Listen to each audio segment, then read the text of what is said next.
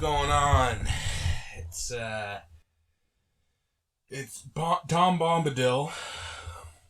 Tom Bombadil? Yeah, that's who I am today. Right on. It's a pleasure to be joined by you today, Tom Bombadil. What's going on, Zach? How you doing today? I'm good. Yeah. It's Bastille Day today, the French holiday. Oh, wait. Commemorates the storming of the Bastille in the French Revolution, which was a prison for political dissidents. Nice. So, nice. That's dope. A little piece of world history for you there. Big guillotines and all that. I mean, that same revolution, yeah. Yeah. This was the storming of the Bastille prison that nice. occurred today. It's a national holiday. It's kind of like their Independence Day, kind of. All right, that's cool. So Zach came in with he wanted to bring two, not corrections, but maybe like updates to in our little intro segment, yes, an addendum. An addendum to one story and fancy as hell. And an update to another. Yeah, addendum as in we're correcting. An addendum as in, I know addendum is a hard word for dummies to say, but addendum. An addendum as in a correction to something we misspoke last week in our opening segment. In our intro segment when discussing Donald Rumsfeld and his death, I asked what made him a bad person, and then when talking about it, I wasn't sure, but I had guessed that he was involved with the plume controversy, which oddly enough is the anniversary of that leaking is today too, and that was the one where they leaked the information of a CIA operative. He wasn't quite involved in that all that much, so his name is cleared there, but I realized what made him a piece of shit, and that he was responsible for mass torture that occurred during the Iraq War, and was probably aware of the Abu Ghraib prison scandal that occurred in 2004. Great guy. And in fact, his mass torture is what led to him resigning from the position of Secretary of Defense. So there you go. Yep, a little bit of an addendum to what makes Donald Rumsfeld a, quote, piece of shit. Well, he was also an architect of the Iraq War. Yeah, and the Afghanistan War. Both of that was correct. No addendums there. Yeah. And an update to a story we're following that's still in process, so expect more updates from FaZe Clan. Expect more updates from this story on future episodes. Real quick, I was fucking dying because I saw people online calling FaZe Banks Brother Banks because he has a giant bald spot. Well, you know, like he looks like a friar. You know what's pretty weird is since we covered this story and since FaZe Clan's been in the news, I've seen so many of their members posting on Twitter and online. I've just seen like an uptick in them. I don't know if that's because the algorithm has, pushed them to the surface a little bit more or what. But anyways, an update to the cryptocurrency scam that a few FaZe members were involved with. Last week we mentioned that a YouTuber that goes by the name CoffeeZilla did a great piece of investigative journalism into FaZe K and his dealings in the Save the Kids crypto token scam. Mm-hmm. It turns out that FaZe K has sent CoffeeZilla and CoffeeZilla's cohort, Some Ordinary Gamer, cease and desist. Cease and desist. Cease and desist. Whatever. Order basically that states if he doesn't retract his statements publicly and stop the coverage of this story, that he could be, quote, liable for millions of dollars that formerly FaZe K, I can't remember what his real name is, but formerly FaZe, we'll just call him. It's definitely not O. The artist formerly, he's not even an artist, the guy formerly known as FaZe K. No, he's going as OK. Okay. So FaZe K has actually produced a recent YouTube video lately begging people not to believe the rumors, hinting he he hints that he was tricked by an unnamed party and hints that there is a greater character, a mastermind, a Darth Sidious behind the shadows. The elusive man. Right now it's being rumored, and I've heard of this guy before, that it's this guy who is called Sam Pepper, an old prank YouTuber who had a series of very shitty, very exploitive prank series on YouTube. And but Kay didn't say that outright, but that's who is suspected that he's hinting at as one of the leading conspirators of this scandal. So yeah, that's about all there was to update. I did also mention like FaZe K had a couple other cohorts in it, and in FaZe itself, I think I can't remember all their names, but I believe the guy that went by the name Tico, I think CoffeeZilla ended up exonerating him or clearing his name, because it was later revealed that one of them that I mentioned in that show, that guy actually didn't sell and was unaware. So one of them has been exonerated. What a scumbag, dude. He starts a scam and he doesn't even let his own homie fucking know that it's a fucking scam. I know. So I believe, hold on, I have the names written down here. Yes, I believe it's Tico was the one that they cleared, that they somewhat said that he was good on you, cleared Tico. You're innocent of it. So yeah, that's just a bit of an update. This is an ongoing story. Obviously, I think there's more to come here.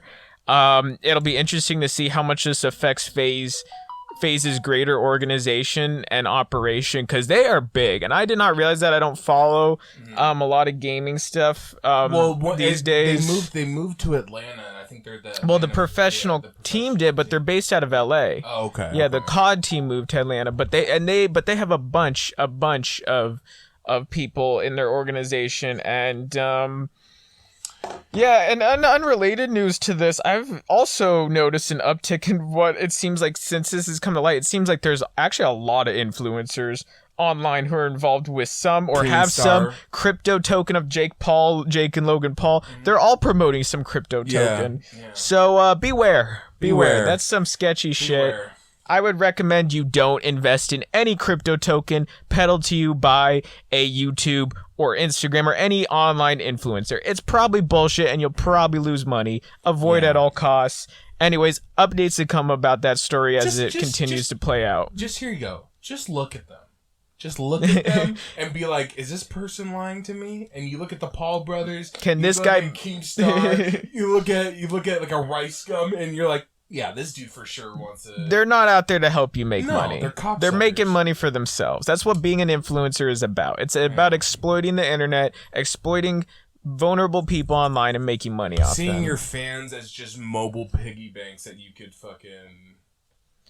So a little bit of an early... but this is a perpetual shame on them. Perpetual shame on them. And all peddlers of fraudulent crypto currencies. And it sucks too, because like I remember being in high school, I used to love FaZe. Like they were cool back in the day when they were a smaller organization. Now they've become quite a monster of gaming media. You become corporate. And they became corporate, and now they have HR. They can't and it used to be a cool little fun organization, not even clan making montages of quick scoping people online, and now they're quite a large hulking behemoth of internet online gaming content, and it's not something I follow heavy these days.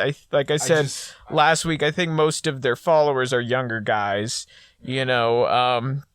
but everything pure and honest gets corrupted in this world. Yeah, let's be honest. And they went corporate, so if you want to use that as a lead into Bosco's weekly corporate slam piece. Yeah, so here we go. I wasn't like last week. I mentioned it. Zach mentioned it, and I was like, I don't know, have it a weekly piece, but it just seems that I just gravitate towards wanting. I mean, this is what our fifth weekly variety episode, and every week it's some type of... It's our fourth. It's our fourth. It's some type of weekly slam piece, corporate slam piece. Yeah, so it is what if it's a topic you're drawn to, there's no problem. That's no worries. So now it's a weekly Bosco's corporate slam piece.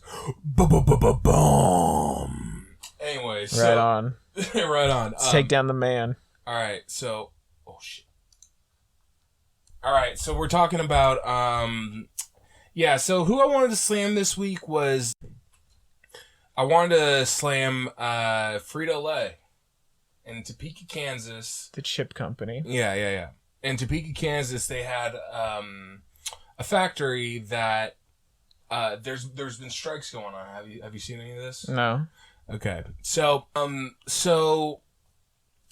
there's striking right now because basically they're working in inhumane working conditions, right? So, they basically have no days off, they haven't gotten raises in a long time. The factory workers? The factory workers, yeah. One of the people who had been working there for like 30 some odd years said that, the last raise they had was 20 cents in 9 years. Wow. Crazy. Work there for a decade and you get a grand total raise of about 10 cents. Yeah, no. This is how crazy it was. It's 1 cent a year. They were like, the deal that we signed, we agreed that the first year it would be 10 cents. Mm-hmm. The second year, no cents. Third year, another 10 cents. That's generous. weak. How generous of our corporate overlords. So, one of the things they also brought up too was that during COVID, the HR and all the people in the offices, they got to work from home. But, the factory workers, they were there. They were there during extreme heat and extreme cold. It's extreme wheat that they use to make your chips. Yeah, your Cheetos. Extreme wheat, yeah. And especially how crazy this summer has been. Well, during the COVID pandemic, this was a recurring theme in any large industry that had both a administrative corporate side and then a factory warehouse side where management gets to stay home and stay safe and stay comfortable and cozy, and factory workers and warehouse workers and maintenance techs and delivery drivers, you come in and you can cough up COVID on your Doritos. Yeah, exactly. So, I'm gonna actively after this shit until they change. I'm for sure definitely gonna not try to buy anything Frito Lay, but Frito Lay is also a subsidiary of PepsiCo. Yeah. So if you wanna, and there's actually been shortages recently because of the strike. Of like what, Lay's chips? Yeah, and shit like that.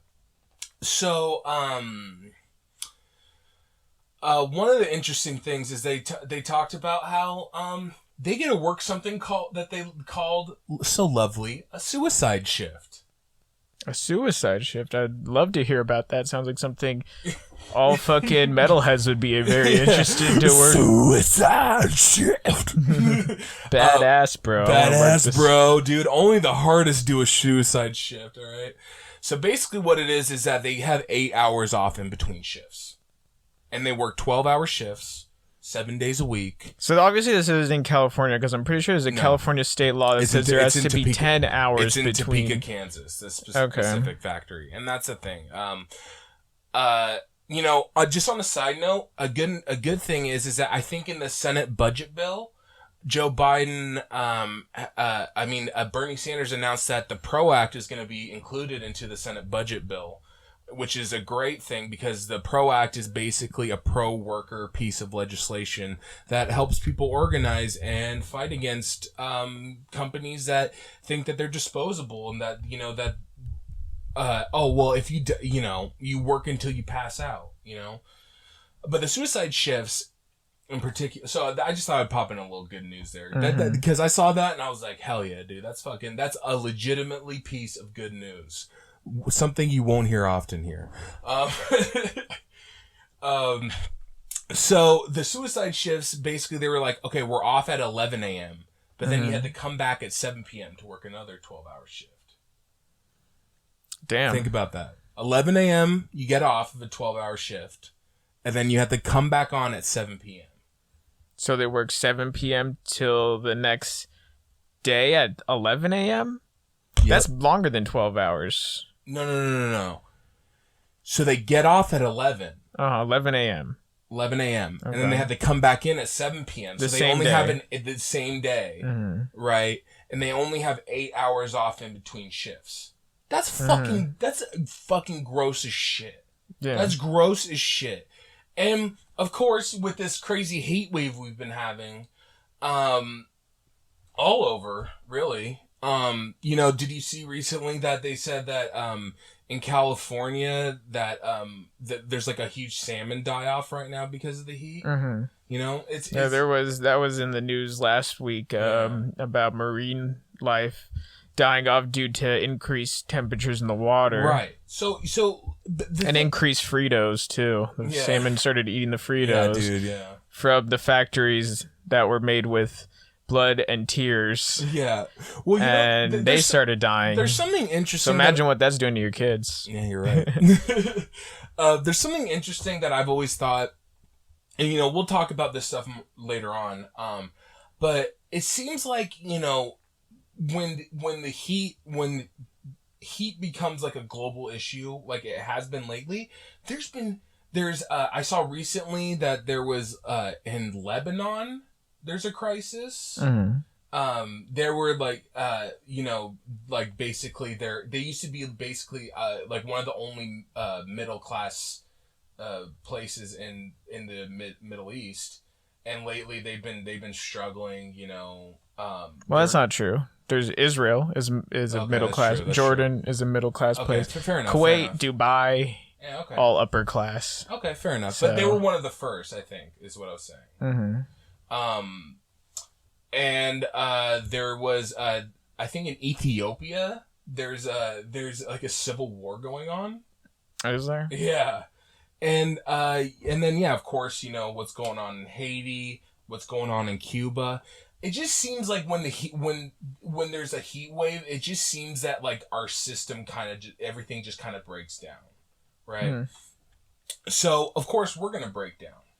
I mean, in times of crisis, we saw this all last year during the pandemic. In times of crisis, be it from a pandemic or extreme weather, the cracks begin to show. And me and you talked about this a lot last year. It's like these problems didn't emerge because of the pandemic or because of climate crises. They are exacerbated by them, and they're accelerated by them, and they come to the forefront, and people realize that they're in a bad situation as forces that are out of their control, be it the climate or a pandemic, is coming down on them. They look to their governments and their systems, their economic systems, their infrastructure systems, their government, their leaders, to provide some sense of stability and safety. And those have already been compromised for whatever reasons. It obviously varies country to country, but you see that those systems were flawed. And now in the middle of a crisis, those flaws become unavoidable and demand action. Exactly. So back to the Frito Lay story. Okay. I just thought that was interesting to bring up. I just feel like heat is like one of those factors, like you said, that shows the cracks. Mm-hmm. But basically, people are collapsing of heat exhaustion. Mm-hmm. You know what I mean?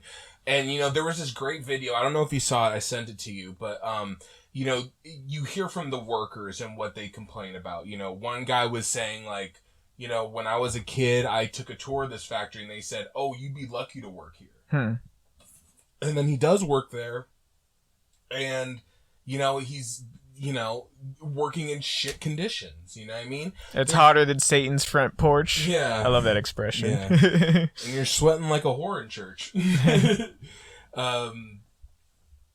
But yeah, so minimal raises, heat exhaustion. Of course, there's no good air. There's no AC. Except I've never worked in a warehouse or a factory. Yeah. No, I haven't. So I can't imagine what those conditions are like. But I'm assuming if it's a factory with very little ventilation, with machines running, be it forklifts or you kind of did work in a factory though. Oh, the bread factory. Yeah, I guess, but I was delivering, so I would just go into the warehouse and see it. Yeah. Yeah, no, totally. I mean, but I can imagine little ventilation, machines running, tons of people working, and the sun blasting on it all day. It's probably not well insulated. Oh my god, imagine how hot the metal machines are when it's probably like hot and stuffy in there, hard to breathe. So you're already working hard too. They are the people that make life easy for us. The people that work in factories, right? Mm-hmm. The people that do shit like this. Of course. Do they make? I mean, not to bash any workers here because it's obviously not on them. But how is any Frito Lay product enriching our lives? That's a fair point. But we could do without Frito Lay's products. We could do without Frito Lay, but we can't seem to do without Amazon. Yeah, Amazon, of course. You thought it would be a week go by without me bringing up Amazon? No, of course they're involved in the story. I recommend you read this story. It's on Status Quo Substack. Mm-hmm. This guy Jordan Sheridan, he does great reporting. A lot of pro worker news stories and stuff like that. Give him a read. I'll put the link in the description. But yeah. So in Amazon, in Staten Island, New York, has been one of the areas where I think they were called the ALU, which is basically this union. It's like the Amazon Laborers Union, I think is what it's called. And they've been trying to form, but Amazon has been notoriously anti-union.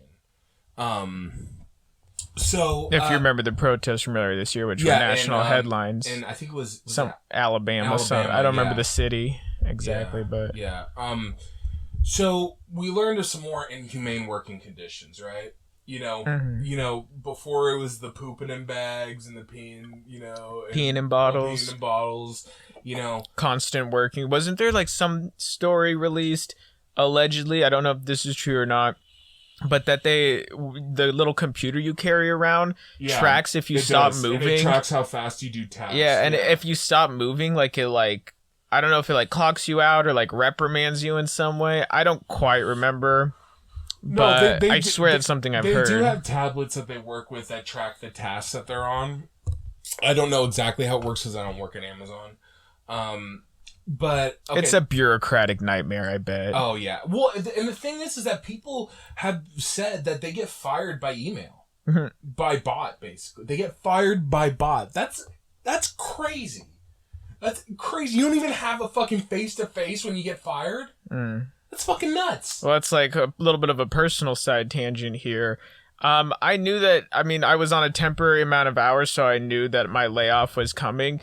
But the official last thing I got this was working with the county of Santa Cruz. My official last thing I got after being laid off was just some, cut and paste template email from HR saying, thank you for your work with the county. And I went through shit with that job. That was a tough job, and, just kind of to be kind of just dismissed so nonchalantly and in a template cut and paste email, just it kind of just rubbed me the wrong way, and I just felt all this work I did for you guys, and I get a goodbye, thank you, goodbye email. That's gross. Not even send me at least an edible arrangement or something.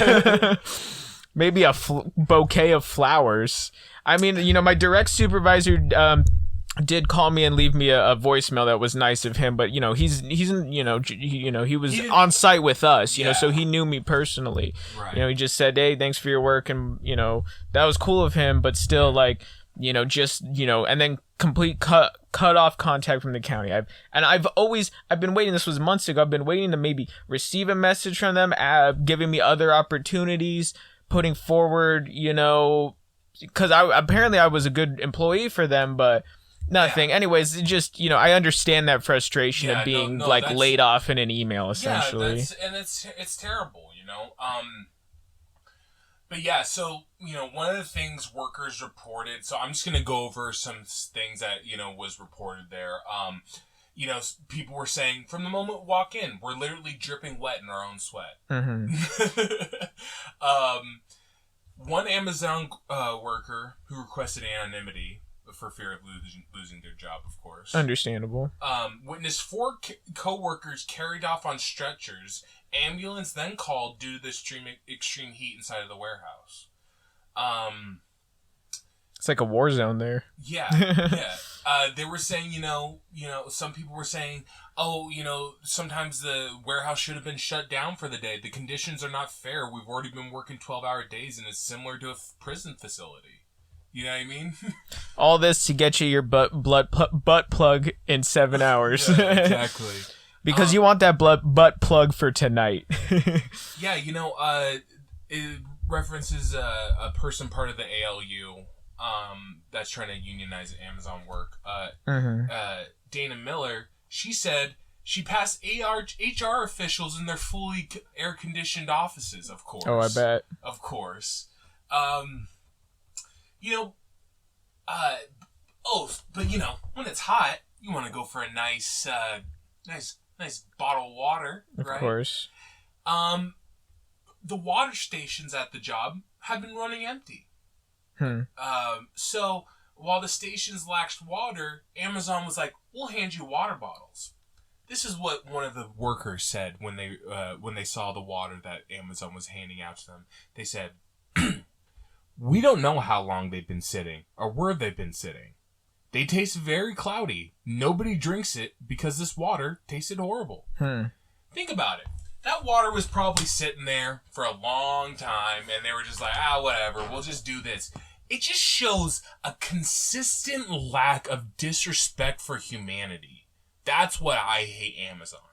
That's why I hate what they've become. You would think the wealthiest company in the world would be able to get you a nice refrigerated bottle of Icelandic or Fiji water. Something. Be the least you could ask for. Sake, even just a cold bottle of Arrowhead. Ew. So, in discussing this with one of our friends, now water is obviously a human right. I would say that, and I would question anybody. Especially when this heat wave has been happening, they need cold water. I would question the ethics and the morality of anybody that says water isn't a human right, because that's essential to live.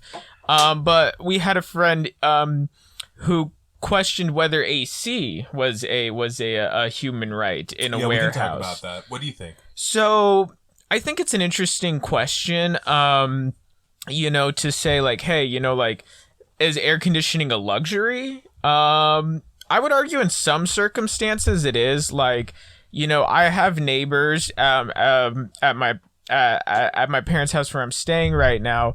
I have neighbors who will run their air conditioning. My rule, because I don't want to fry the grid here in California, I'm afraid of that, is no air conditioning unless it hits 90 or above. Okay. Otherwise, just open the window, stay downstairs. You'll be all right.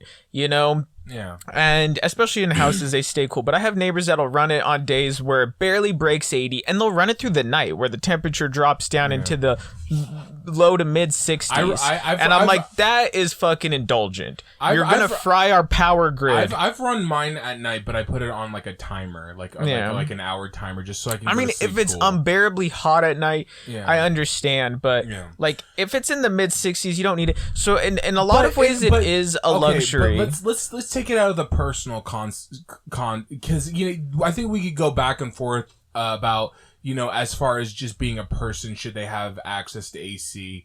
But I think there's also the point you can bring up about what's been happening to the people in the Pacific Northwest recently when they've encountered this heat wave, and people have been dying because they've never needed AC in that area. Well, to bring it back to the fact of it being a workplace issue. Okay, yeah, let's bring it back to that. So, I would argue that it would be beneficial for productive reasons to keep employees they could go longer. Whether or not it's a human right, I guess, is up to, I guess that's always going to be something that I guess can be debated, unless the temperature is, if it's more than 90 degrees and you're working in a warehouse and you're collapsing, your safety should be a priority. Safety in the workplace, I do believe, is a human right. Well, that's why we have OSHA, to make sure people aren't dying at work trying to make a living, so they can feed themselves, their families, and be comfortable. You shouldn't have to put your life on the line when you go to your job. And if that means if your life's on the line because your workplace is overheated, then yeah, I think the air conditioning is a human right. Especially when the fucking HR department gets to be all cushy on their fucking top floor using computers and shit, while the people are on the bottom floor fucking busting their ass and fucking, in this hot weather. Of course, that's a bad look for that upper management. That's a bad look. And even in Washington, where there's some Amazon warehouses, they were running what they call power hours, that a call for workers to increase their speed during these hot temperatures. At least put on the AC for that. Won't it help with employees being more productive? They don't care, Zach. If they're cool, they'll work better. Because they do care about being productive, though, don't they? Yeah, but Amazon, their whole company is based off of their bottom line and getting the most profit margin, right? And I understand what you're saying. I understand, but it's the natural nature of a corporation that's Amazon size is to worry about constantly having growth, right? And providing amenities for workers is going to cut into your bottom line, but it's an ethical choice that you as a CEO, as a person, need to make on behalf of all these people who depend for this job for their livelihoods, and the hot temperatures, in these warehouses has been happening after Amazon's profits soared to 84% in 2020. You know what I mean? They're profitable. They're the most profitable business. And they can't afford central AC. It's fucking bullshit. And Jeff Bezos... How is that going to cut into their bottom line that much? Sure, it'll be a couple millions, 100 million if they put it in every warehouse in the country. Because Amazon is anti-worker. That means that their workers, if they have a better working conditions, they attract more talent, they attract more skill, people that are better at the job, they can retain that talent and skill longer, and those people can work better and be more productive, thus helping Amazon increase its output and make money.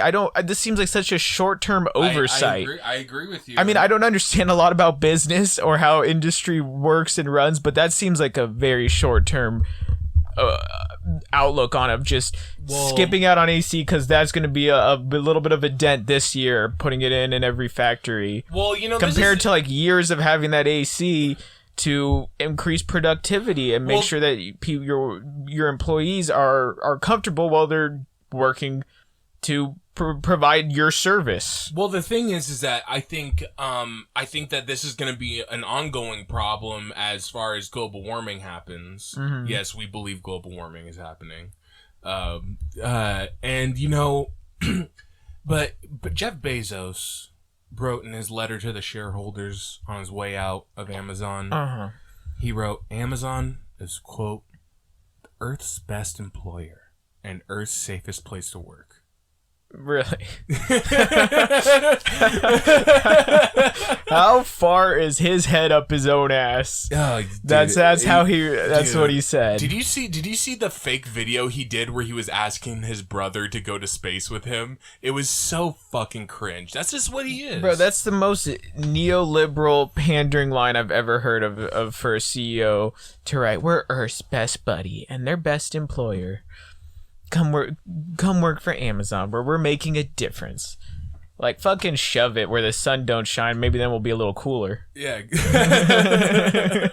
Yeah, I like that. So, yeah, that's pretty much all I had on that. I just feel, I feel everyone uses Amazon, and I personally was someone who used Amazon a lot more than I do now. I've cut back because of all these stories I keep seeing about workers being mistreated. It's like I at first I was just buying whatever, and I'd be the typical person, being like, I got something, I completely forgot about it. I'd be that fucking person, Well, it's easy not to think about it and not to consider it, and it's easy. It's easy. Totally. America is a culture of instant gratification, and what's more instantly gratifying than ordering your butt plug off Amazon that morning and getting it for your nightly romp around town? I got my G Fuel sponsored butt plug with the slow drip, okay, and I got it within 8 hours, okay. But the thing is that But you could just go to your patronize your local business. Go to your local sex shop. It's going to take a little bit more effort. You're going to have to get out of the house, but go to your local sex shop and buy that butt plug there instead of off Amazon. And that's what I have been doing in buying my butt plugs. I have been going to these local stores and supporting them rather than Cupid's closet, baby. Exactly. But I just think I want the one thing that I wish I could do as far as using whatever platform I have here. I just want people to rethink the amount they use Amazon. And the thing is that I'm not going to make you feel bad if you use it. I'm not. I understand you're participating in society. It is what it is. But I want you to really think, how much do you really need that item? When you're checking out, think about how much do you really need it next day? Do the no rush delivery. Fuck it. What, do you need it right this second? No. But you use that Prime delivery, that's coming at the expense of someone else. And that's probably multiple people. And multiple people. I would encourage everybody to rethink mass consumerism in America. But that's a big. Let's start with baby steps. Just rethink your Amazon use, and that's all I want to push. It's just know that Amazon is not an ethical company, and I believe that they cheapen human life. Mass consumerism will destroy this planet. Let's move on. All right. So, I guess this is going to be our shame topic. So, hey, what are you doing? Hey, shame. Shame on you. Shame. So we're shaming this week. We're shaming Tucker Carlson. Low-hanging fruit. We know. But the reason why I wanted to shame Tucker Carlson is that he's a fucking ass. He's a asshat. He's my dad's favorite Fox News pundit. That's unfortunate for him. Yeah. The furrowed brow that exhibits bewilderment and what's entitlement. His constant look when someone's talking on his show is a look of shock, outrage, and indignation, like all wrapped up in one goofy stare. Yeah, like pursed lips. Yeah. And weird, creepy stare that you would think Ted Bundy would match. Only Ted Bundy could match that weird, creepy, soulless stare. Yeah, exactly. His gay-ass bow tie. His gay-ass bow tie. He's a hack. Only a dildo wears a hack. bow tie. But recently I saw this, every once in a while, a segment he does will catch my eye and be like, oh my god, this is what he's putting on there. There was famously a while back where he was telling people to call CPS on people's children if they are wearing masks outside. That's weird. Very weird. But most recently, on his Fox News show, he had this fucking creep, Matt Walsh, who I see him all over Fox News. He's this fucking creepy libertarian fuck. And, not trying to, throw shame on all libertarians, but, you know who I'm talking about. Throw shame on some libertarians, that's some for libertarians, sure. They deserve it. You know who you are. American Independence Party. Yeah. Looking at you. So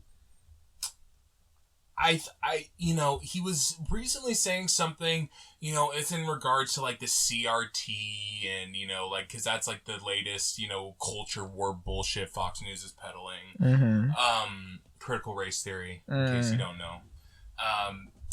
And one of the things this guy was saying on his show, he was like, we should have cameras filming our students being taught because... there shouldn't be anything at school that isn't okay to be filmed. And, it's like, okay, what about going to the bathroom? You know what I mean? You fucking creeps. That's what they are. They're fucking creeps. And, but, So what, they want to film this, and then what? Whose job would it be to sit there and watch this?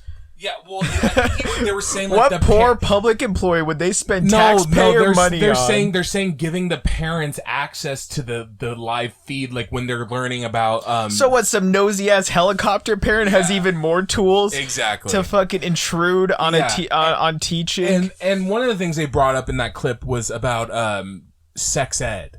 Because of course they want to because people want to lie to their children and tell them masturbation is evil and that sex is wrong and all this abstinence stuff. only. Is that still a thing? Yeah, that's the current. I mean, that was never a thing. I mean, we did get educated in Northern California, but I understand it's a thing in other parts of the country. But like, just the fact that they would like shamelessly sit there and pretend like people are just gonna be like, oh yeah, let's all like never have sex, like, which is like the most common and basic and natural human urge that exists, is just like wholly dishonest. But go on. Yeah. So you can't believe the facts Tucker Carlson tells you. So says Fox lawyers. His lawyers say that. Yeah. Don't believe a word this guy says. Yeah. Don't believe a word this guy says. And it's something I've always believed, is that like the truth. Sometimes the legal system is flawed and it has many flaws, but sometimes the truth comes out in court. Mm-hmm. And recently there was a lawsuit. It was back in like September 2020. That a judge had made their verdict saying that you can't literally believe the words coming from his mouth. That was the argument being used. She said, quote, "The general tenor of the show should then inform a viewer that Carlson is not stating actual facts about the topics he discusses and is instead engaging in an exaggeration and non-literal commentary." What, it's supposed to be satire? Yeah. Is he how weird? Okay, really kind of random. How weird would it be if it came out years later that this whole time he was just playing a character on Fox, like in like the reign of like the Colbert Report? If he was just playing a character and this was all satire, but everybody believed it was real.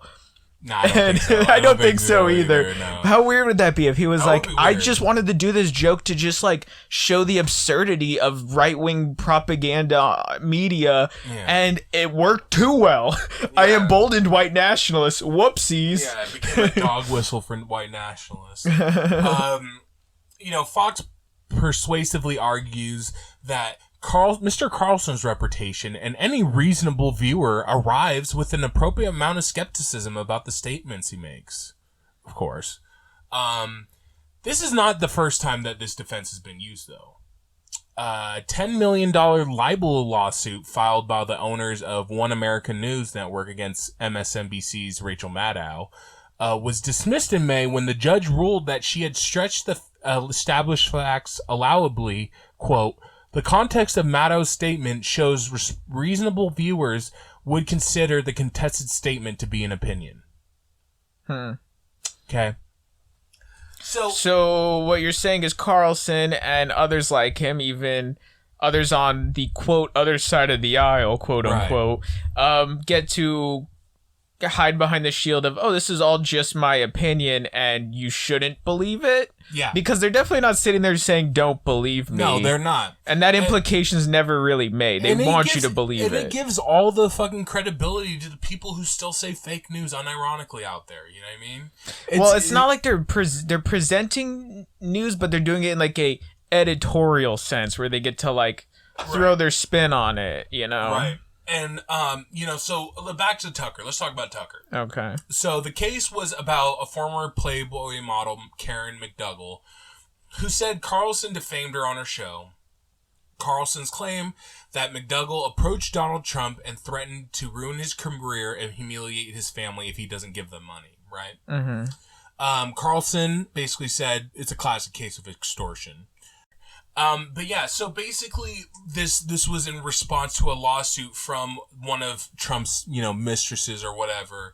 And Carlson was basically saying that this lady was trying to besmirch the good name of Donald J. Trump, and was trying to blackmail him and And so that's the defense they used to not get sued for, because she was suing That for doesn't slander. sound like an opinion, though, to me. That sounds like he's stating outright facts. Yeah. Or what he believes, or wants his viewers to believe are facts. But the judge said, no one can take this guy seriously in regards to this case. They're like, look at him, look at this dildo. No one can take him seriously. Look at that face he makes. Yeah, look at him. He looks like a fucking idiot. He's a clown. He's a clown.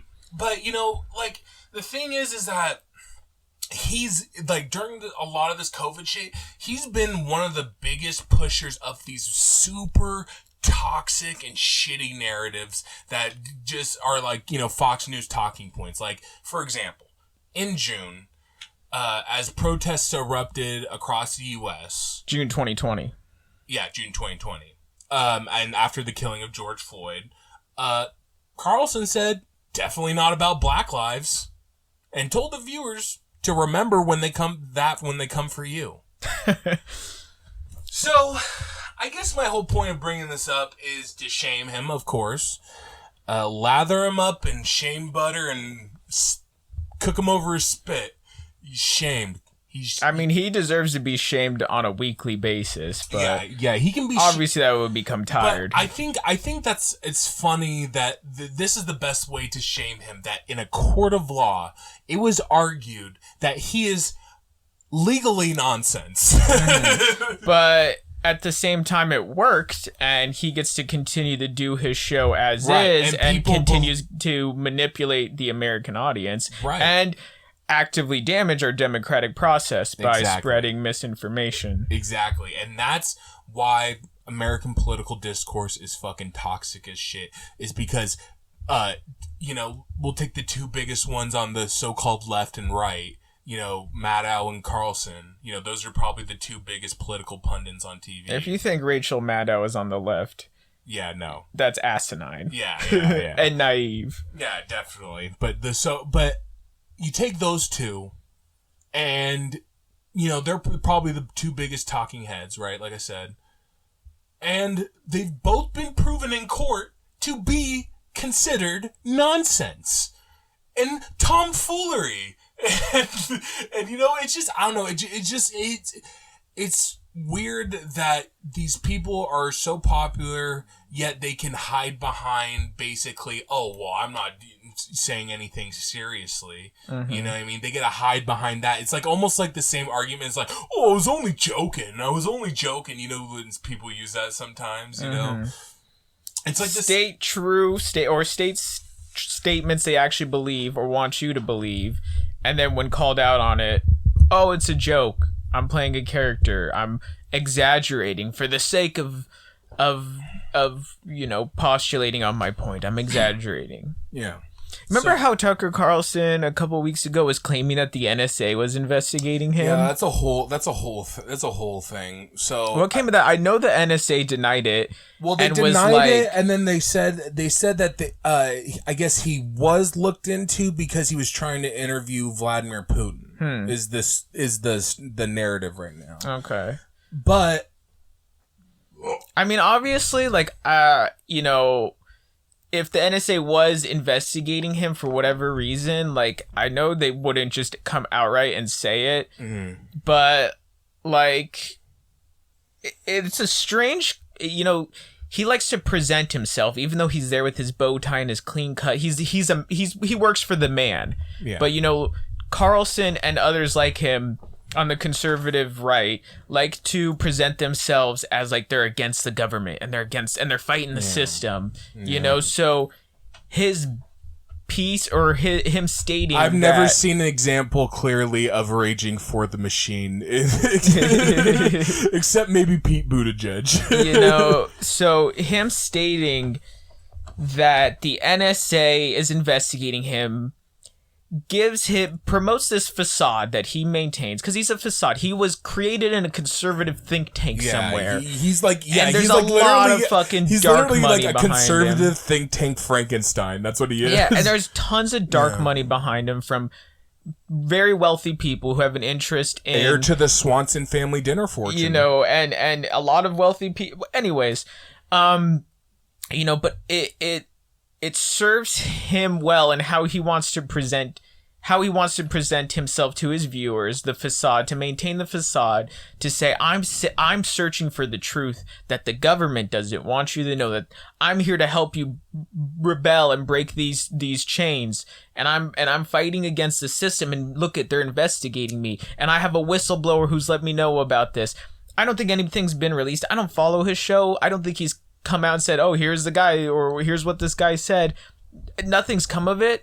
To me, it's all a bit to just, further, dig himself into presenting himself as this, like, man on the outside. I've always seen it as just, like, kind of like a character, like, just to, like, kind of build his character in the media. It's like, oh, yeah, the NSA was coming after me because I'm so on the edge. Yeah, he's probably, he's in cahoots with all kinds of dark money, and he's more valuable he's a puppet he's more valuable to the government and the systems that be, I think, than he is a liability. The thing that makes him a liability, I think, is to our democracy and to the stability of our country, is because he's would never outright say it, but you saw that clip when he panders to white nationalists, of course. But you saw that clip when he started to say segregation was and he almost says, and he starts to say like a B, like he's about to say best thing, and then he like stops himself. Oh, and he's like, I remember that. Worst thing that obviously ever happened. He was like so close. The facade was, the veil almost fell down in front of our eyes on a live view. He almost went ahead and said segregation is the worst thing that's ever happened. Yeah. Duh. Wink, wink. Yeah. So Tucker, shame. Go for a walk. I'm sure we'll talk about him on a future episode. I'm sure this won't be the first time he'll be lathered. The day we take down Tucker Carlson, that would be our crowning achievement. Yeah, but until then, just know that legally, Tucker Carlson is nonsense. Don't watch Tucker Carlson. Encourage your family and friends not to watch him. There's better alternatives. Even among conservative media, there's way better alternatives. Come on. Don't give this guy the attention he wants. Don't let them propagate the facade. Don't let them lie to you. Don't let this propaganda continue. Fuck Tucker Carlson. Fuck Tucker. Shame on him. All right, so let's dip into your bag, Zach. All right, we're gonna the final talking point this week. It's a little bit of news. I've titled my news segment this week "Drama in the Caribbean." Trouble in Paradise. What are you trying to be, some fucking cheese dick newscaster now? Well, I did it. I did enough. I had a title. There's enough drama here. Wait, hold on. Let me do the intro for the title. Dum dum dum dum dum dum. Boom boom, drama in the Caribbean. Bow wow wow. Right, go for it. So we'll get into talking about. We'll get into Cuba in a minute. I wanted to start with a story that broke last week, and I thought it was really interesting. This is a very fascinating story to me. So you've probably heard, or most people have probably heard, that last week on July 7th, the president of Haiti, his name is Jovenel Moïse. I'm not quite sure how to say it. It's Creole. I study French, so I should know how to say it a little bit better, but we'll call him Moïse. Moïse? Anyways, he was assassinated at his home, on July 7th. And right now, there's still an ongoing investigation, but right now it's believed that a group of mercenaries were behind this attack. Trained mercenaries, mostly from South America. He was shot several times in his home, and his wife was also shot, but she was taken to a hospital in Florida and is in recovery right now. So where the story is interesting is the Mercs were mostly of Colombian origin. A little bit of an interesting tangent on these Colombian mercenaries is I've read and learned that Colombian mercenaries, former military men of the Colombian military are highly valued in their post-military careers as mercenaries and contractors for private military companies because they have extensive experience. Apparently, the Colombian military is very active and they have a very rigorous training process. And they're very renowned soldiers and they make good mercenaries. And among these mercenaries were two Haitian Americans who spoke English. And when they arrived, they came in around 1 a.m, arrived with SUVs armed. There was a big group of them, about 20 men. And the English speakers of the group, in an American accent, announced their presence. DEA! So this was heard on a recording. This recording is unverified for the record, but on the recording, a person announced that this is a DEA operation. Please stand down. And this was announced several times over a megaphone. That's what makes people think that maybe it was like it had something to do with the US being involved. Yeah, well, so it gets a little bit more interesting. So the Mercs the Mercs entered the president's home under the guise of being DEA operatives, and the security stood down. So there was private security there for the president, obviously, and all the security members, security personnel on site at the president's home got out unscathed. None of them were shot or attacked. Only the president and his wife were the ones injured, and obviously the president was killed. So there is some belief that perhaps the security was in on it. In fact, I just read that the president's head of security was just arrested just earlier today, I believe. Also, in regards to the DEA connection, so when the story first broke out, there was rumors that perhaps this was some type of foreign mercenary group, which it looks like it was, using the cover of the DEA to perhaps frame America for something, even though this president is a U.S.-backed president. The U.S. backs President Moyes. I had heard that one of them were actually a DEA informant. Yes, one of these Haitian Americans taking down that guy Guy Philippe. Is his name? I don't know. I didn't get too much information on him, but one of them was in fact a former informant for the DEA. Yeah, no. These two men, for the record, claimed they weren't mercenaries and that they were merely acting as translators for these Colombian mercs, and that they were told allegedly that the Colombian mercs just had business there and that they weren't there on some type of assassination mission. We're merely passing through. So a little bit more drama broke out because 24 hours later, drama alert. The police of Haiti went on a manhunt. And they tracked a large group of these mercenaries down to a house somewhere in a Haitian neighborhood and had a gun battle with them, where a few of these suspected assailants were killed. Many were taken into custody. Some fled to the Taiwanese embassy. Weird. And the police approached the Taiwanese embassy, and obviously the ambassador is like, yeah, okay, because an embassy can claim like extraterritorial rights and not allow the country not allow security forces on. But they said, no, come on, arrest these guys. They arrested them. In fact, people in Haiti, citizens, stormed out and actually found two other men hiding in a ravine somewhere. So they've arrested a lot of the perpetrators. There's still a few of them out at large, I believe, as of recording this. And again, most of them are Colombian mercenaries. It's unclear if they were working in cahoots with any other government, like the DEA. It doesn't seem like it, but there's questions, and I'm sure those questions will come to light over the coming weeks, months. Haitian police claim they've arrested a key suspect who I did not write his name down, but is a Florida-based doctor, an older man, who the rumor right now is that he hired these mercenaries in order to stage his own personal coup in order to become the president of Haiti. Right, so he can take power. Yeah, but right now, that's not happening for him, so not going according to plan if those were his plans, because this is all... such a Florida scheme. Yeah, this is all still rumors and whatnot. Florida plays a weird role in a lot of these stories coming out of the Caribbean. We'll get more into that in a bit. But as it stands right now, most of the mercenaries that committed this assassination and attack are in custody. A few at large. There's believed to be a key suspect, perhaps and there's like an interim government. I think there's like 4 different guys right now in Haiti claiming to be the president. Oh my god, this is not going to end well. So right now it's kind of all up in the air. It's already a very unstable country. There was protests happening there recently before this that obviously wasn't covered on the news. I think the what was the guy's name who got assassinated again? What was his name?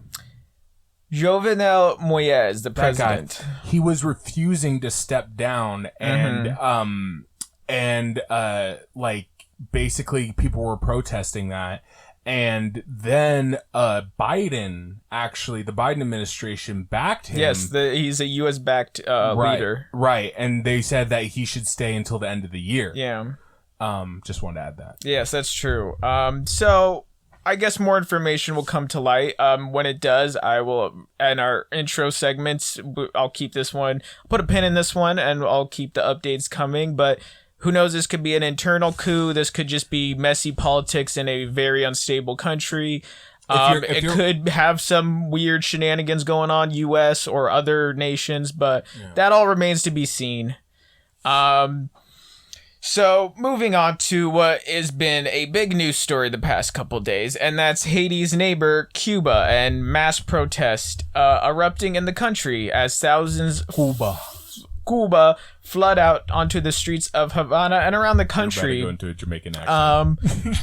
Protesting. No accent was coming, but they're protesting the lack of food shortages, medicine shortages, and basically economic collapse that's occurring in this country. Also, right now. I think part of the problem is that there's still a large part of the population. I think.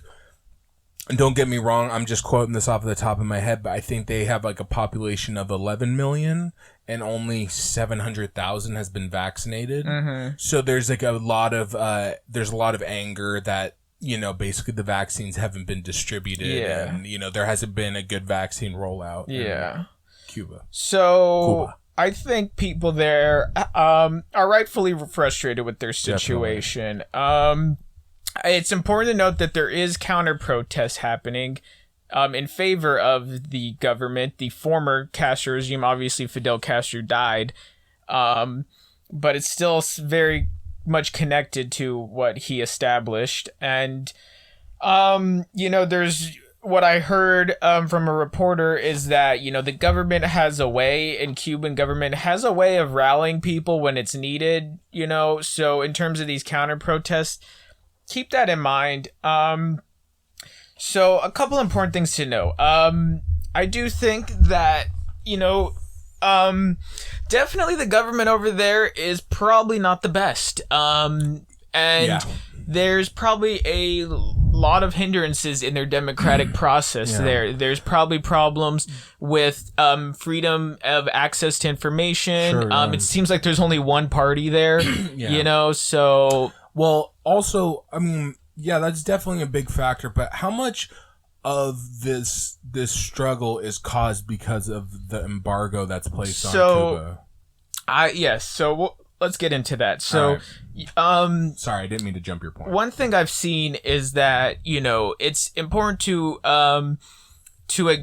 acknowledge these protesters, acknowledge the grievances they have. Food and medicine shortages is a big deal. Oh, for sure. Yeah. That's, speaking of human rights, that should be a human right. And frustrations with this government seems very much warranted.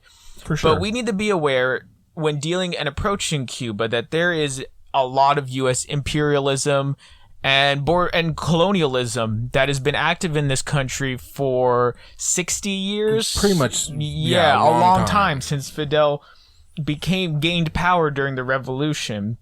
So, this seems to me, Cuba seems to me like a relic of the Cold War almost, like a piece of the Cold War that was never really solved. Yeah, that's true. So, I mean, we also, thinking of Cuba, we also had one of our most famous, notorious torture prisons there. Guantanamo Bay, so the U.S. has had its imperialistic hands in Cuba for a long time. So that's something to keep in mind when following the story. And Cuba has been under mass economic sanctions and embargoes for years, and it's crippled the economy. It's crippled there. And we were talking about how the times of crises, the problems become exacerbated. Sure. Pandemic is obviously still happening. It's going to be more evident in countries that are poorer and have less access to vaccines, and these problems that were there and present become more evident and crucial during these times of crises. So the U.S. has implemented sanctions and embargoes that have devastated Cuba's economy for years. Interesting enough, Obama started to actually release or remove some of these embargoes. I think that was one of the things he did on his way out, actually. And it actually was working pretty well because one of Cuba's main economic incomes is tourism. Yeah. And when Trump became president, he reinstated all those sanctions and embargoes and even more, and made it a lot worse. Yeah. So the way this story... What about Biden? What's he doing? Biden's not doing anything about it. He hasn't removed any sanctions. Well, of course, what's interesting about this is the way it's presented on American media, the mainstream media, the neo-lib media, and even the conservative media. They all seem to be in lockstep in line with how they present this story. As in, the Cuban government is bad. They're bad because they're communists and socialists. Right. People aren't free there. And we need to look out for the people of Cuba, while all at the same time ignoring the U.S. imperialism there, the sanctions, the embargoes. Do you remember during the Democratic primaries this year, when Bernie got attacked because of his comments regarding Cuba? Do you remember that? Yes. Yeah. And I remember one of the things he said is that obviously, they have basically had to deal with like the same what they've had since the embargo was in place. Mm-hmm. They're a very, simple country because of that, right? Because they're so poor. But he got in trouble for saying about how they made what they did in regards to healthcare and education, right, was good. And actually, Cuba is actually very, very, very good medical wise. They have a very strong health system, and their education, it's free, all that stuff. And Bernie was saying, he's like, obviously, there's still bad stuff going on, and, but we have to acknowledge that these two things that they are doing is something that maybe we should think about implementing here. Mm-hmm. And it's not the most freest in terms of democracy and the democratic process. That's a problem there for sure. No, for sure. But the thing is that, they want to, it ties to a bigger theme of what we've done abroad in silencing natural progressive movements, especially in Latin America, and where we've, where we have to demonize them because communism is just this big, scary bad guy that... Well, that's what it always comes back to. That's why like I said, it's already, we're already halfway into the story, but I want to state, this is kind of like a lot of there's a lot of conflicting information as this story comes to light. There's a lot of conflicting information, and the full story and the full picture isn't quite clear yet. Yeah. I've heard from some people that at the protests, they'll be chanting anti-communist, Fidel regime chants, but then when reporters on the ground talk to individuals in the protests, they're like, hey, look, this is about us being hungry and not having the proper medical access we need, and the economy collapsing. Right. But in the media, the US media, and this is a bipartisan issue for Democrats and Republicans. They're lockstep in line in shaming communism or socialism, shaming this government, and basically just pouring fuel on the fire. And they want to use it as an example of, see, this is why we can never implement socialist policies in the U.S. It happens every time there's protests, like, for example, a couple years ago, Venezuela. Right. And again, same thing. There's an economic hit is placed on those countries by the West. And it damages their economy, and eventually it leads to a collapse. It's inevitable. One thing to think about is how much media coverage this story's received. A lot of media coverage in the past couple of days. But how little media coverage is given to protests that happen in countries that are led by a right-wing government. For example, there's protests that have been happening in Colombia all year, far-right government. Brazil, far-right government. Chile has had protests in the past couple years against their far-right government. South Africa protests are happening right now. But these protests don't get the same airtime on the neo-lib media or the conservative media or among Democrat or Republican representatives.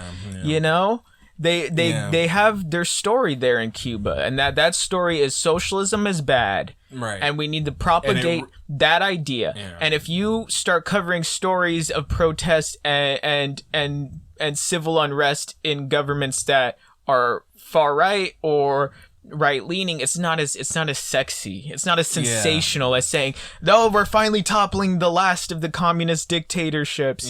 You know, we're finally dismantling socialism. These other protests that occur in other countries, they get obviously covered, but they don't get the media frenzy that they get here in America. Is this a little bit of a conspiracy theory? It's bordering into that. I do think that there's something to be said for how this story is covered in America. I totally agree. And I think we need to be very wary of how we follow this story through the lens of American mainstream media. And follow those other protests if you're interested. You know, watch what's happening abroad, because right now it seems like a lot of many things are culminating all over the world. Like kind of like there's a global crisis right now other than just the pandemic. It just seems like there's a lot off in the world. It doesn't feel like nature is completely healed, as people like to say. You know what I mean? But yeah, you know, that's very interesting and something I've definitely considered. It is funny that it's always these communist, you know, regimes. You know, we gotta tear down socialist regimes that we gotta tear down, and you know. Because it becomes the centerpiece when this happens. Like Venezuela is a huge one. And it turned out, when further researching that it was actually a small minority of people leading those protests, from an upper class section of the country. Shocker. So you know, my main point being there is this is going to be a tricky one to follow, and you know, take everything you see in the U.S. mainstream media with a grain of salt. Right. They're going to have their narratives here about the socialist boogeyman and all that. But also remember that people are out there fighting for things that, you know, we don't live in Cuba, so obviously they're out there fighting for real grievances. Police brutality is happening there to these protesters. I've read that there's many leftists involved in these protests who have been arrested. And so this isn't like a right-wing protest as they want you to think about in America. Or like, I heard that there was a gathering of Cubans in Miami protesting that was even larger than the crowds protesting in Cuba. And if you know this, I've heard is that the Cubans in Florida are very right-wing because they've been kind of, I don't know if I would say ousted from or exiled from the country, but they've been ousted in some way, which is obviously unhealthy for the democratic process. And they blame leftist policies for why their country became the way it is. Exactly. So yeah, you know, that's a very fun point. And, you know, I also saw the Miami mayor say that we should. He was petitioning Joe Biden to launch an attack on Cuba. Oh yeah, that's the other thing. I almost forgot to mention that.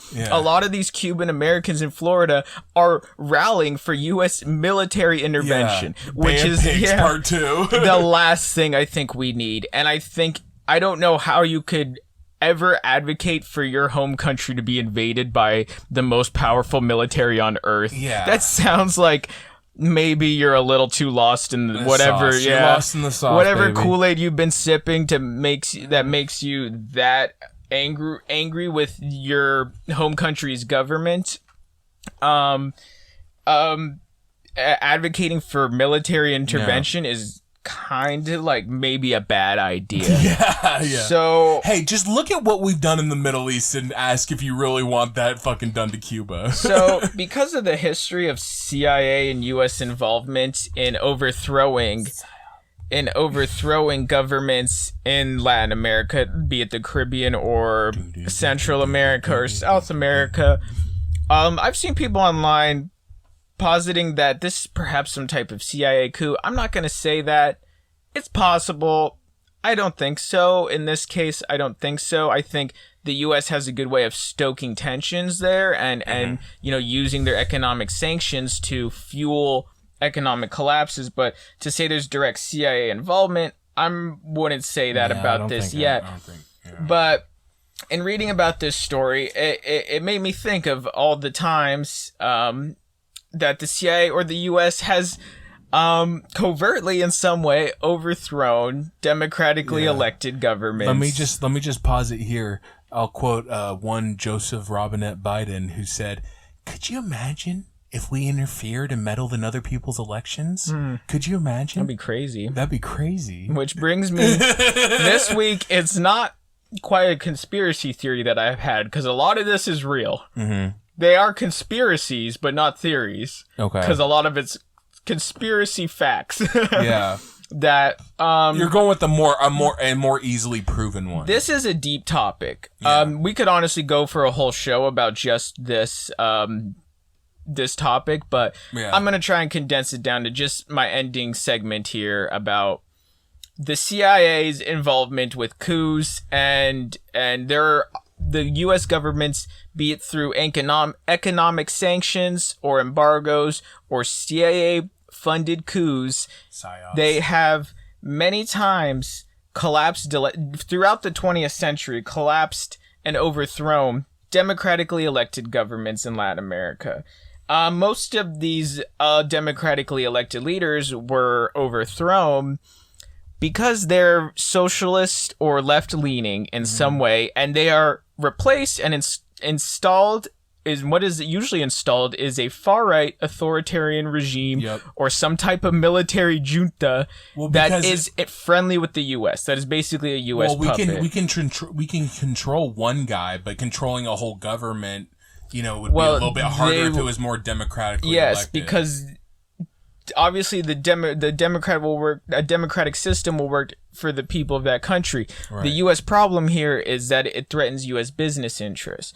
So when you get an authoritarian regime who only has to appease just his military generals and he can take handouts from U.S. business and pay them off, then it works a little bit better for them. Right. So I just looked up a few coups that have happened. Let's start with... we're just focusing on Latin America because there are other ones that happen in the Middle around East the world. In a lot of different places, but we're just focusing on... This, like I said, this could be an entire episode if we really wanted to make it. So lay it on me. Let's go. Let's start with what happened in Cuba. So this is the failed one. Okay. And obviously, it's still not resolved to this day. Obviously. So one thing I heard somebody say is that the older folk in Cuba are actually more in support of the regime because they remember the time before when a vicious dictator, Batista, ruled the country, and it was a U.S.-backed dictator, and U.S. had their hands in everywhere, whether it was on plantations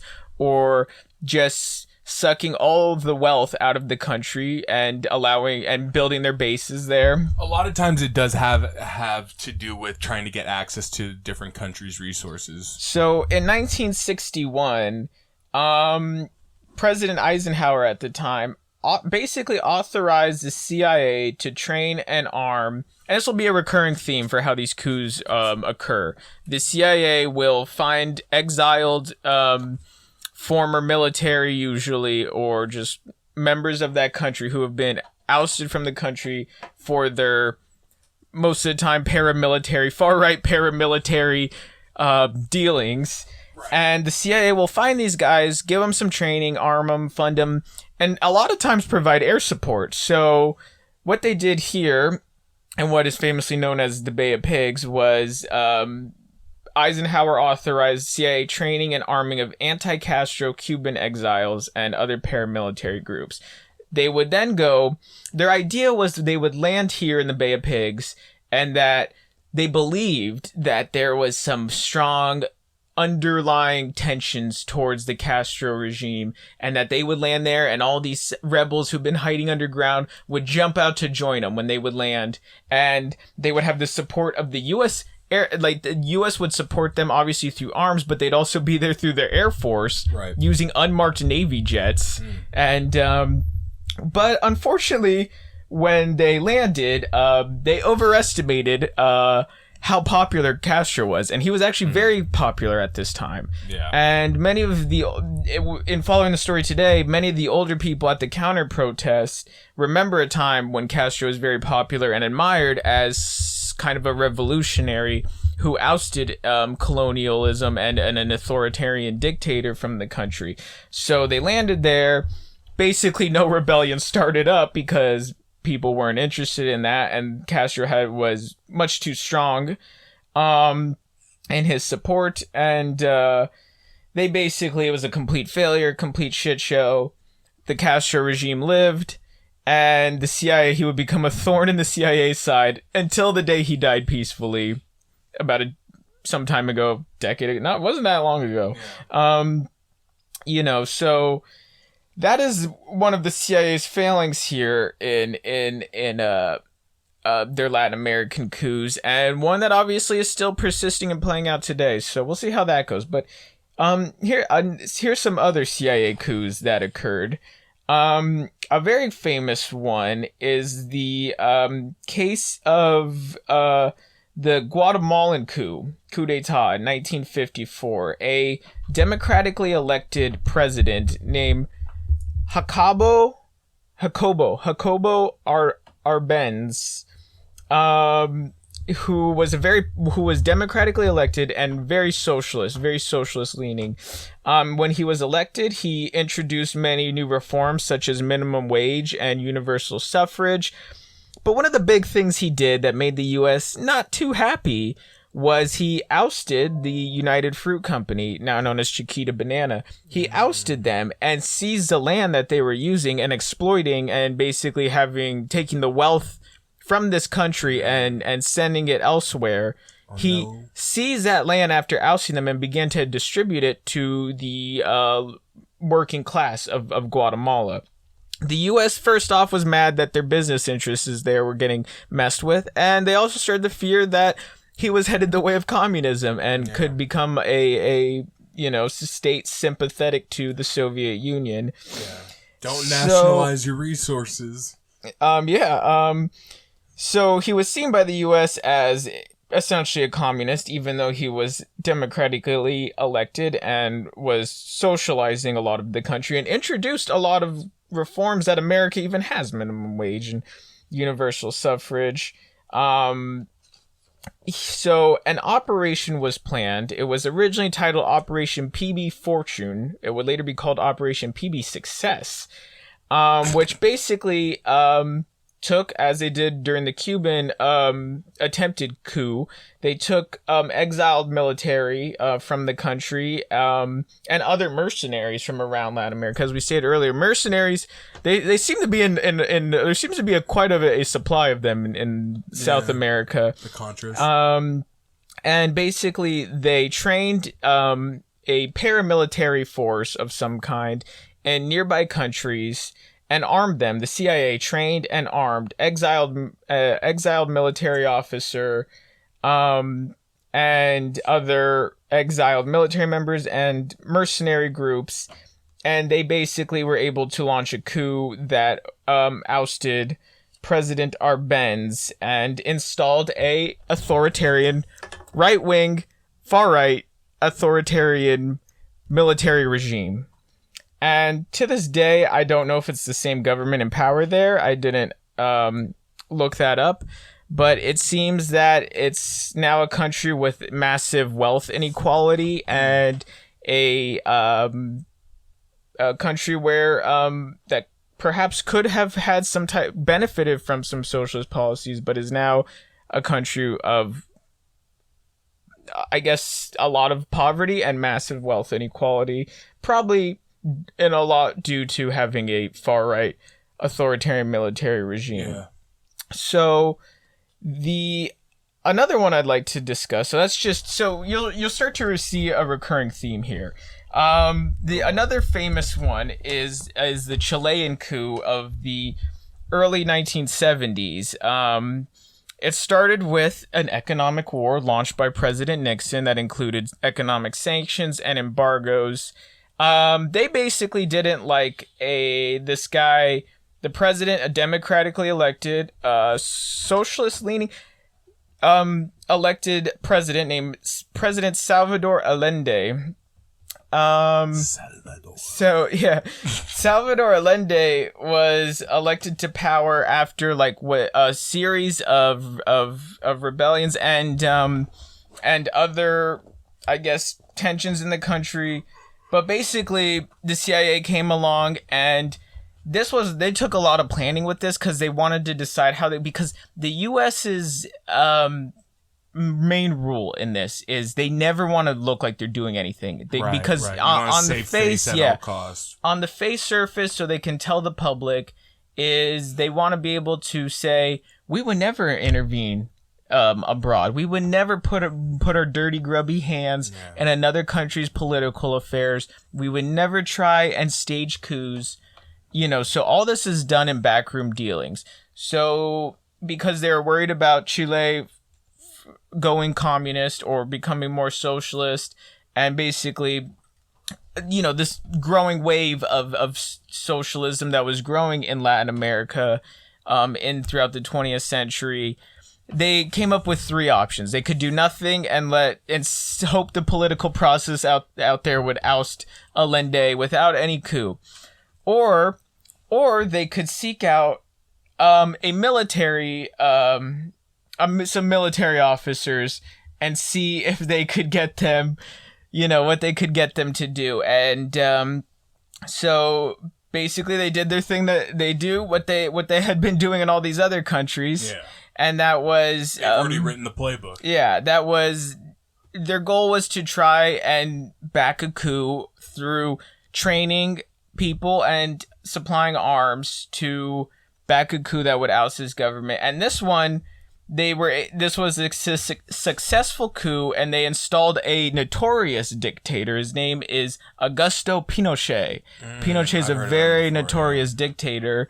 Very far right, very authoritarian, very militaristic. Not a good guy. Yeah, and to this day, we mentioned Chile earlier with their protest.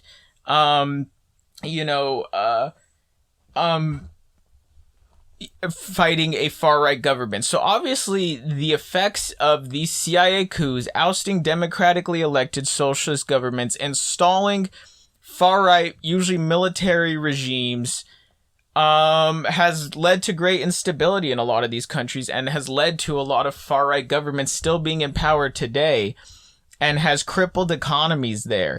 And the CIA for years was very mum about it because, they didn't want to ever pretend like they were, or they didn't want it to ever look like they were involved in another country's political affairs, but clearly they were. And what I find interesting about this is that most of these operations, like I said earlier about dealing with Cuba, there's to connect it back, there is a bipartisan agreement between Republicans. This isn't an issue that one party's pushing, another pushing back on. This is a bipartisan. They agree. Well, these operations were agreed on by both Democrats and Republicans, liberals and conservatives. I think if you say America is, right-leaning, right? And people might be like, no. But you think about it, the reason why they fight against these natural leftist movements in these countries is because it threatens us. It threatens the American empire. We never stopped being imperialist, basically. We still do it to this day. And, anything that, a country trying to take back what's theirs, a country trying to, maybe nationalize their resources so they can build internal wealth and, and better infrastructure and all that shit. No, well, we need it so that we can, take, for example, what we do, to get, the conflict minerals to make, iPhones or, shit like that. It's like, yeah, we could look at the human side of it, but then, your iPhone would have to be $3,000, or whatever. You know what I'm saying? It affects business at the end of the day.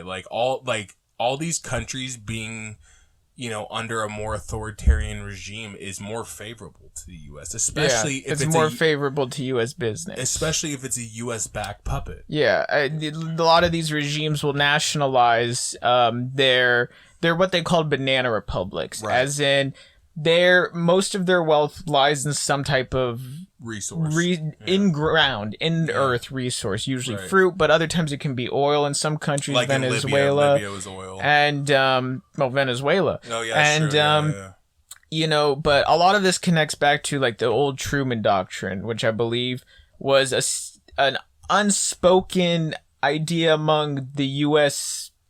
foreign policy, which is basically like stamp out any rising communism or socialism anywhere in the world and prevent it from happening, because if those wheels start spinning, then there's a possibility of it threatening the capitalist structure here in America. Mm-hmm. So here's where I want to get a little bit more, because a lot of this is all true stuff. Mm-hmm.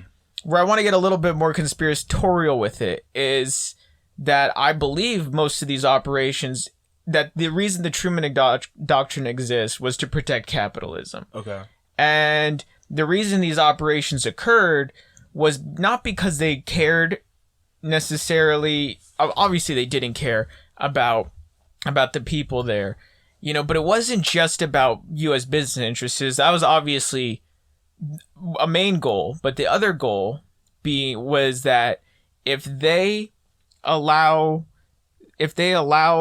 countries and the wheels of socialism begin to spin, then the dominoes start to fall, and then all of a sudden socialism is knocking on America's front door, right, threatening the capitalist system, threatening business interests, and threatening the U.S. government that relies on the capitalist government. So it was in the interest of the stability for the U.S. government, for their own stability, to oust other governments in other countries. Not only because we'd have more access to their resources, but also because it's a threat to us at home. Mm-hmm. Let me just sure. I want to read what the Truman Doctrine was.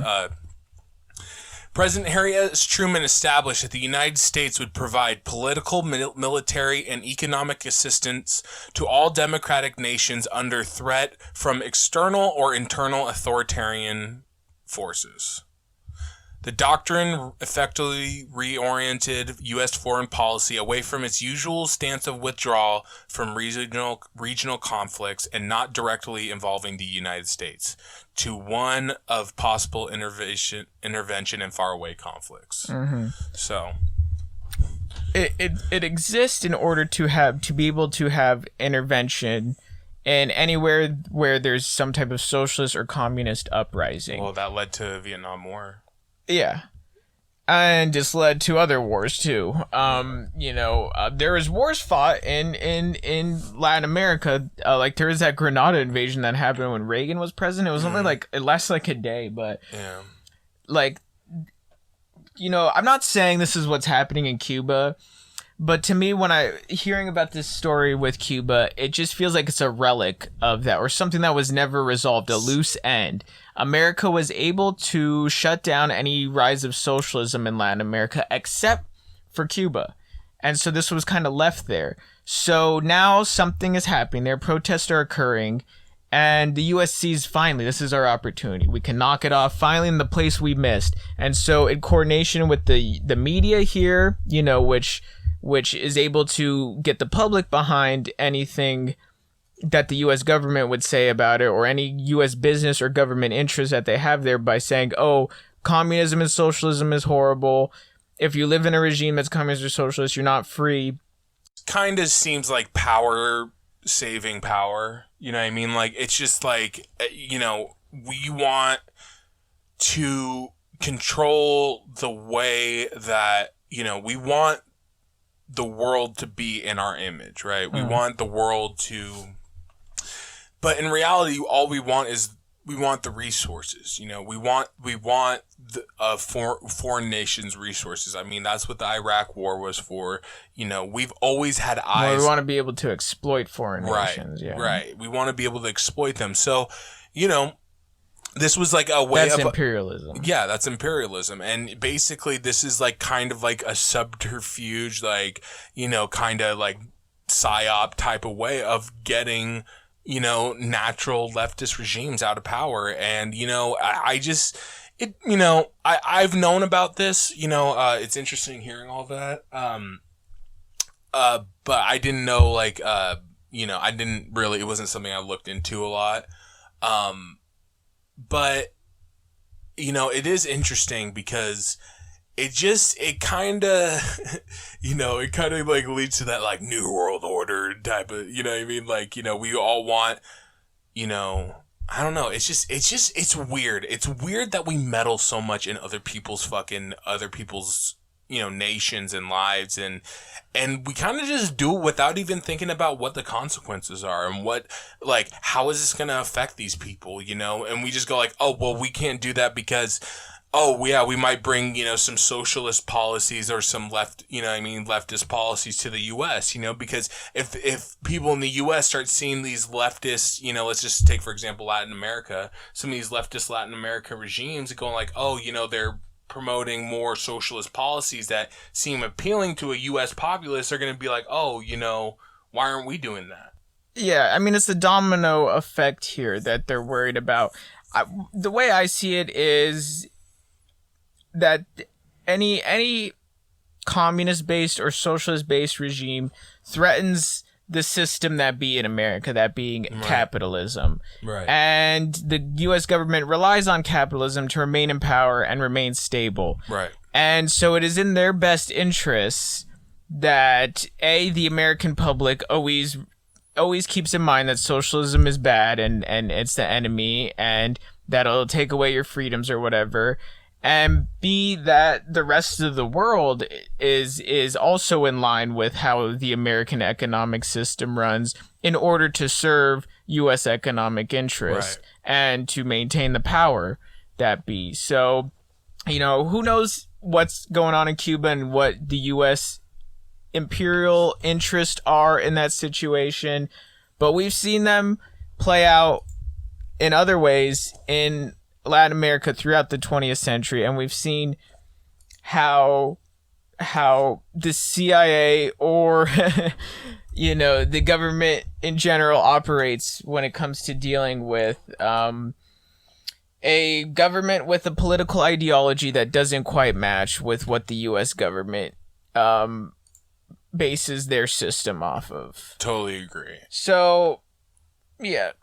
That's what I have to say about that.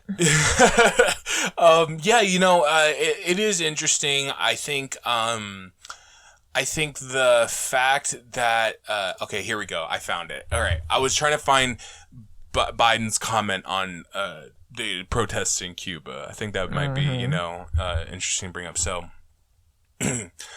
we stand with the Cuban people and their clarion call for freedom and relief from the tragic grip of the pandemic, from decades of repression and economic suffering to which they have been subjected by Cuba's authoritarian regime. The Cuban people are bravely asserting the fundamental and universal rights. Those rights including the rights of peaceful protest, the right to freely determine their own future, must be respected. The United States calls on the Cuban regime to hear their people, serve their need at this time at a vital moment rather than enriching themselves. Kind of a weird comment. I mean, it's very generic. Yeah, it's very generic. I don't really think, like, there's, like, really all that much there. Yeah. Well, I mean, it's important to know, like, what our president is, you know, responding to this, you know. Generic statement, blah, blah, blah. If they really wanted to, if they responded in any significant way, it would be to remove these economic sanctions and embargoes. Well, you really care. They pin the blame on the Cuban regime. Government, yeah. But, like, they know they have their role to play. Just as they played their role in these economic hits that have taken place in Latin America and throughout the rest of the world. Yeah. These economic hits that the U.S. conducts through sanctions and embargoes collapses a country's economy. It's just weird that... And they do that in order to frame socialism in a negative light. Yeah, make social... And make it look like your economy if you have a socialist government, your economy will collapse. Yeah, while ignoring the economic hit staged by the U.S. government. Yeah. which perpetuates the system that birthed it. Exactly. Exactly. You know, I think it's rich that we kind of just like in that statement, Joe Biden kind of goes like, "Hey, what are we gonna do about it? You know, the Cuban regime needs to work this out." But it's like, yeah, you could lift the sanctions fucking tomorrow. You could lift it tomorrow. Yeah, but it's clear. There's no maybe it's not clear. There's no. I don't think there's any dark op happening here. No. It's happening in the light. Yeah. It's the sanctions and the embargoes. Well, that's what the American move is here. That's fueled these problems in Cuba. Trump put more sanctions and more embargoes on them, and Joe Biden, most likely, you know, just to keep up the status quo, he's like, yeah, he's okay with that. He doesn't really have a problem with that. Even though Obama removed them. Yeah. And then Trump put them back in place. But very interesting, Zach. Very, very well researched. I think it's something that, you know, a lot of people need to know, that, you know, that this has happened over the years, you know, and it's something to be aware of when following this story. I don't think it's time to quite start saying yet that this is a U.S. backed coup, because I don't think it is. But you're saying it has happened in the past. U.S. actions, economic sanctions, and economic hits have played a role in how this country is now experiencing some collapse, exacerbated obviously by the pandemic, and they've done it time and time before in other Latin American countries in order to protect U.S. interests and to keep the public in the dark about what they're doing, be it behind the scenes. I mean, the embargoes are public knowledge, but, you know, it's all of it leads back to protecting the system of capitalism and demifying any type of socialist government, you know, or, you know, any type of government that's, you know, taking any type of measures to reduce the proliferation of capitalism in some way, you know. And capitalism, it seems like, wins in the end if the U.S. is its beast, you know, and its weapons are working, that being sanctions and embargoes. Capitalism always wins, I guess. So is that it? You want to wrap it up? Yeah, that's all I have for today. All right. Well, that was very interesting. Yeah. You know, we'll stay updated on all those stories. And we'll provide updates as they come. Like I said, the situation in Cuba right now is very blurry, and there's a lot of it's still very new. There's a lot of conflicting information, a lot of conflicting reports. But I think that this is, if there's any time not to trust the U.S. mainstream media, the neo-lib media, it's in reporting this story, because they're gonna warp it, and they have a story to tell. Yeah. And you know what that story is. We've made it clear. Yeah. What their goal in reporting this is. All right. Well, that's gonna do it for this week. Stay tuned. Got another one coming up next week. Our movie review will be of Caligula, so check that out. All right. Take it easy. Cool. Thank you for listening.